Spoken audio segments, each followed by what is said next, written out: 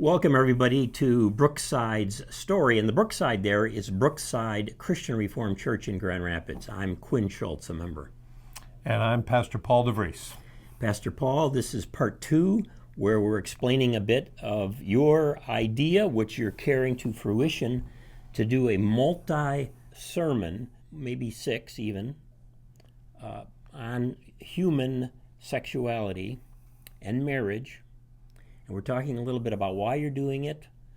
Covered that pretty much in the first one, I think, quite well. So it's not necessarily a third way of looking at these topics, but rather you're helping us to understand a biblical perspective on it. And then this time I thought it would be good, Pastor Paul, if we talked a little bit about how you're thinking about the topic and the process that you're going to use in developing these sermons. Right. Good. If that would be okay. Yeah.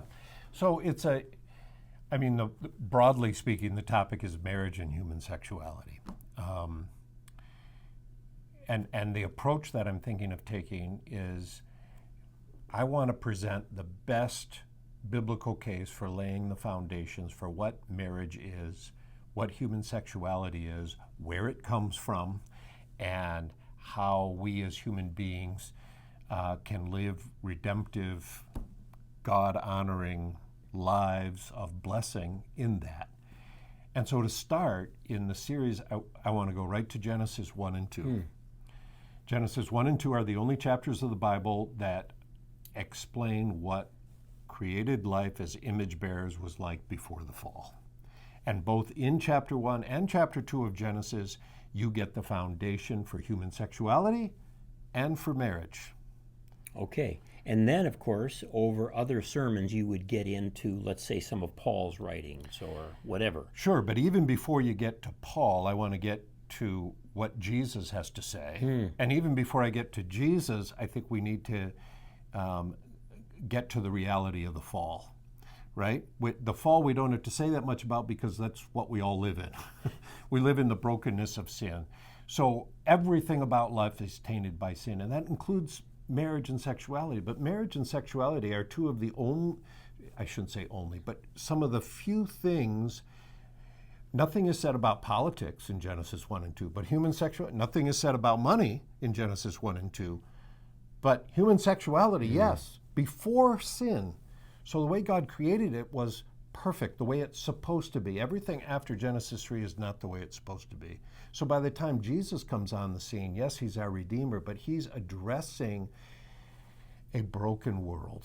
And so when he teaches in Matthew 19, for example, about divorce, he's answering a question about divorce, but he talks about sexuality in there. And where does Jesus go? He goes back to Genesis 1 and 2. And that provides a foundation for understanding so much else of Scripture. So often we begin with, well, yeah, but what about when Paul said, that settles it, you know? Okay. So setting some of the biblical foundations for the topic, that's wonderful. I love it. And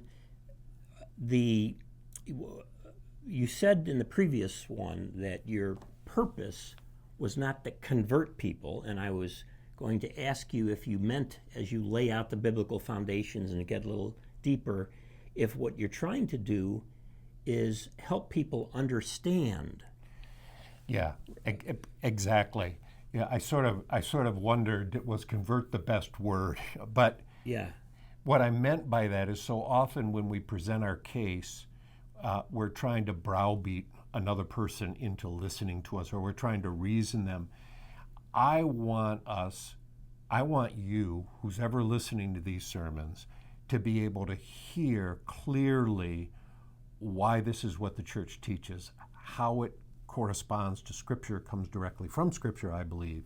And then if you disagree, as some of my Christian brothers and sisters do, including in my own congregation and certainly within my denomination and beyond, at least you have a fair understanding of what what my position is. Understanding means to stand under, to let the truth of something shape you.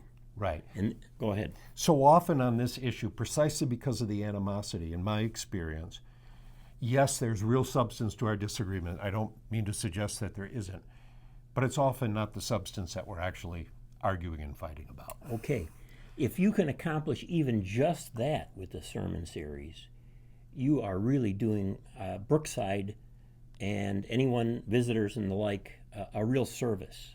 Well, and the proof is in the pudding, as they Yeah. say. So I'm not, but that's my attempt. And then I hope, by the way, in conjunction with this sermon series, after our morning services, to have at least one, maybe two, maybe even 3 times, like after 3 sermons into the series, have just an open forum, question and answer time. Ooh, that's good. After worship in our discipleship center. That would be terrific. We do have, of course, the sermon discussion group. They'll probably want to move over and join this too. And I suspect that there will be tremendous interest in the congregation in getting into a discussion with you about each sermon. That's the other thing I really hope we can accomplish. We need to wrestle with some of these foundational key texts, not just the bang you over the head texts. And so often that's what it amounts to. If you don't agree with me, you're simply not very loving and caring, and nor do you understand human nature. Or if you don't agree with me, you're not biblical, you're not scriptural, and you don't care about God's truth. Those are caricatures of our opponents. They're straw men that are easy to knock down. Yeah, and the Christian Reformed Church as a denomination too has said very explicitly for a number of years now that there will be people who have differences in point of view on some of these things, and we have to welcome them. Not necessarily agree with them, not necessarily do certain things like perhaps conduct a marriage ceremony that would be outside of what is now confessionally proper, but that's very different from agreeing to love one another and nurture each other and have some real conversations about these things. A conversation is an interesting word on this too. You know, I'm a communication guy, and I often think about this. When somebody says we just need to have a conversation about this, often what they mean is that we'll keep conversing until you agree with me. Well, and that'll be the end. And I realize that could go this way too. And there will be some of you who are skeptical, and maybe I don't pull it off. I'm not trying to claim that I have some, magic pill or something. But I'm afraid that too often we just punt on the issue, especially people like me who want to compromise and hope we can get along. Because if I say too much, I'll get in trouble. So I'm willing to risk that if at least we can communicate clearly. This is what we believe Scripture says and why we hold to it. Okay. So let's all be praying for Pastor Paul on this as he does the preparation.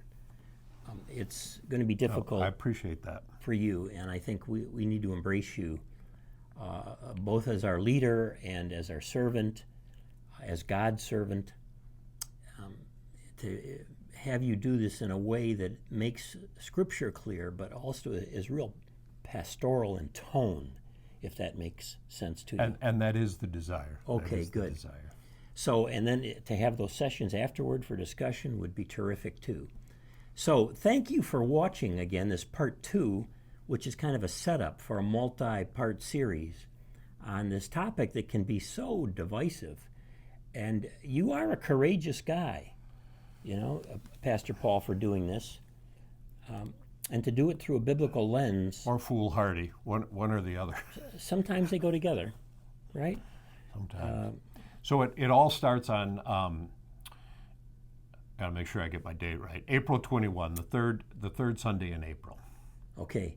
And you haven't determined for certain yet how many weeks? But 6 for sure, maybe more. Okay. Part of it is because we're starting to get into summer. Memorial Day is in there, so I'm trying to sort through that in my head. Good. So, thank you again. Visit us, join us for worship, 10 a.m.